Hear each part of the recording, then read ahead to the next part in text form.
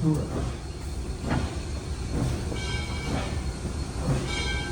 Now, before we can head to East Chattanooga, there is something we must do, and that is turn on the driver train around. Now, as the next part may sound, we actually head west, or principal east Chattanooga. We are participating east right now, and we're looking for the wrong direction. And so, in order to do that, you're going to turn on the driver train around on what we call Y. Now, as mentioned before, the Y is around. And the third document we're here today is called 1996, as a production map. So, all of that is protected. People feel like there's a plants out of the moment, as the directions of the fire train alone, time will not be able to see what is behind them. Well, that will be the radio, and you don't know how many parts this is up, permit to stop. Once we clear a set of points and then climb to the top of the hill, we will then be able to make our way to Chattanooga. We will be able to see what our climb are backwards about the line.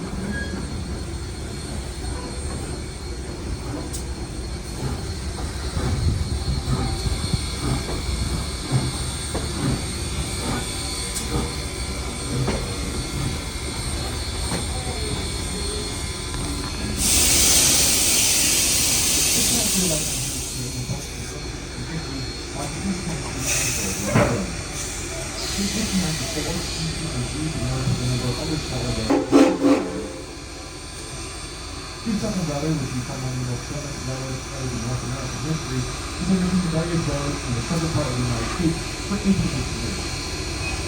In operation in 1894 the Southern Railway was merged to be the Southern Railway, which merged to the Norfolk and Western Railway in 1962 to form Norfolk Southern, who still is in operation today. To do this to your right, you see the tracks right next to us, and these are on those tracks.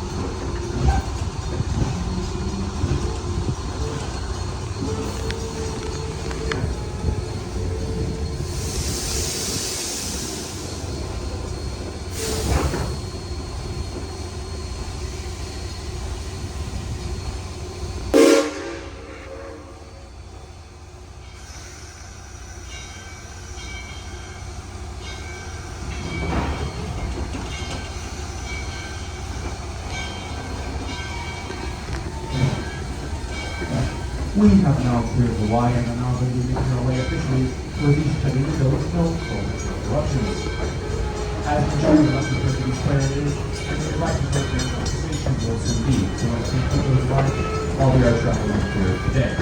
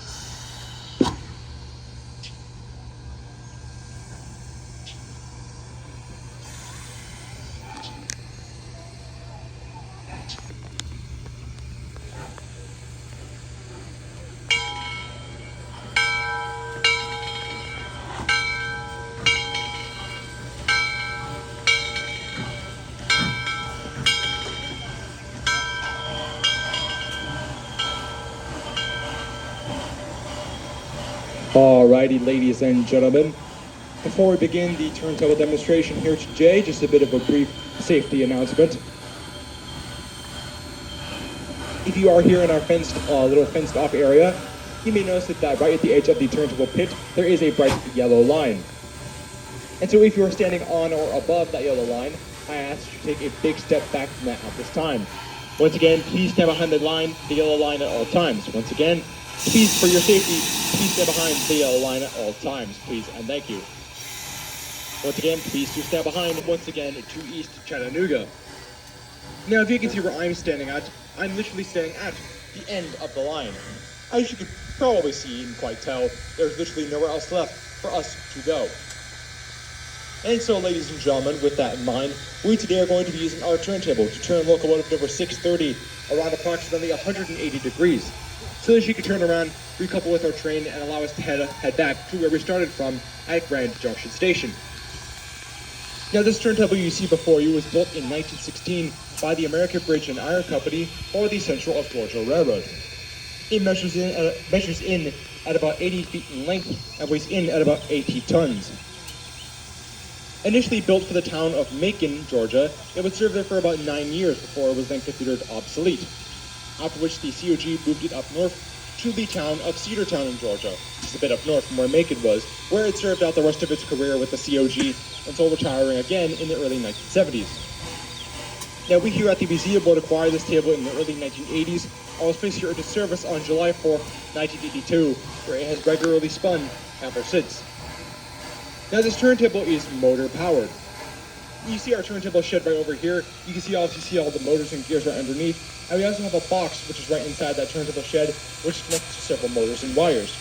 And so with the flick of a couple switches and buttons, we're able to turn this entire turntable around 180 degrees with relative ease. But this did not used to always be the case, as when this turntable was built brand new in 1916, it was originally powered by hand. And what by hand means in this case is that there would have been maybe about 3 to 4 men pushing this entire turntable with the locomotive on it by themselves, no machines at all. Thankfully, those days were long over, and this turntable was later converted to be a motor powered, so it no longer sports human-made power. That being said, however, there is still a human operating this table. So I'd like you all to be my helpers here today, and be my good friend Chris's emotional and moral support. Now, can everybody say hi, Chris? Hi, everybody. Can everybody say thank you, Chris? You're welcome.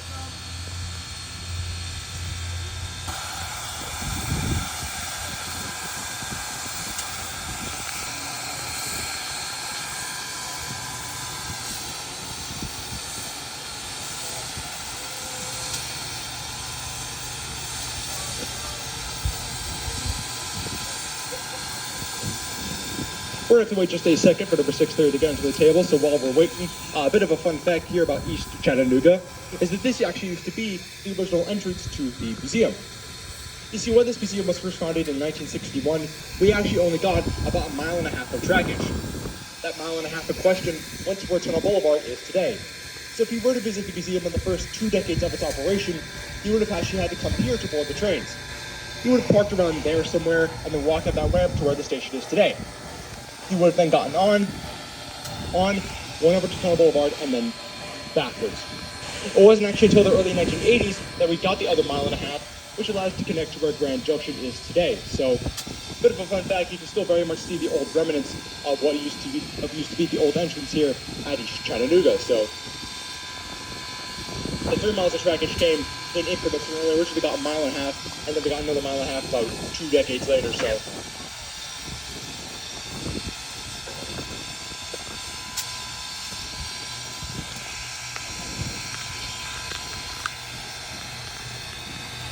Anyways, enough about this turntable, and a little more about your locomotive here today, because she's officially now ready to cruise onto our turntable.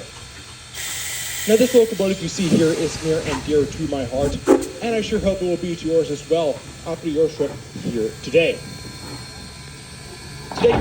Today your locomotive is of the astonishing age of 120 years old, and she still operates just like she did back at the golden days of Southern Railway steam. Today, ladies and gentlemen, the locomotive is Southern Railway number 630. Number 630 was built in 1904 by the American Locomotive Company of Richmond, Virginia for the Southern Railway. It is a 280 consolidation type steam locomotive, with 2 leading wheels in the front, 8 driving wheels in the middle, and 0 trailing wheels in the back, so 280. Number 630 would operate as a freight engine for the Southern Railway until being retired in 1952. Following her retirement, she was sold to the East Tennessee and Western North Carolina Railroad, where she served for another 15 years before being retired again in 1967. Now, the following year, 1968, she would actually be repurchased by the Southern Railway for use on their steam program, in which they ran steam engines on their main line and special passenger excursions. But as these excursions became much more popular in the late 1970s, their trains became much more heavier, and as a result, number 630 could only handle so much, and would ultimately have to resign from the program in 1958 for being too small. But alas, she was now homeless for much longer, as she would find new owners with us here at the Tennessee Valley Railroad Museum. She came to the museum in 1978 and has been here ever since, in and out of service. Her last run in the 20th century would occur in 1989, and the start of the new century in 2001, restoration began for a second time to bring 630 back to her operational glory. It took 10 long and grueling years, but that restoration was completed in hard, honest work in March of 2011. And number 630 has been in regular service with us ever since. I will remain in such until her boiler ticket expires within the next year or so. So see her while you can. Now, our train is sitting on track number 1, but in order for number 630 to then turn around and recouple, allowing us to then head back to where we started at Grand Junction Station, we must align ourselves with the track right next door, which is called track number 2.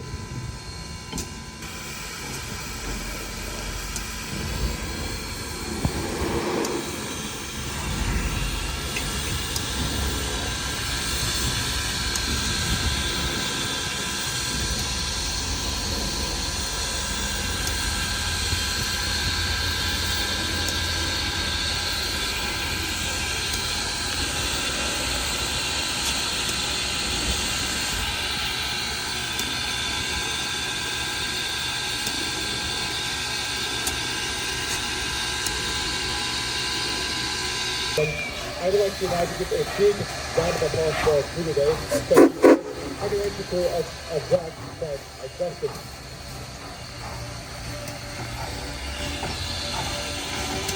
Now our tour will be continuing over to our back shop, which is that big building right over there. So it's going to be a pretty beautiful crossing. I invite you to go at the crossing, but our tour will see over to that building. Of course, if you go to see the back shop, you know welcome to head to our train at this time. Once again, if you want to see our tour at the back shop, thank you.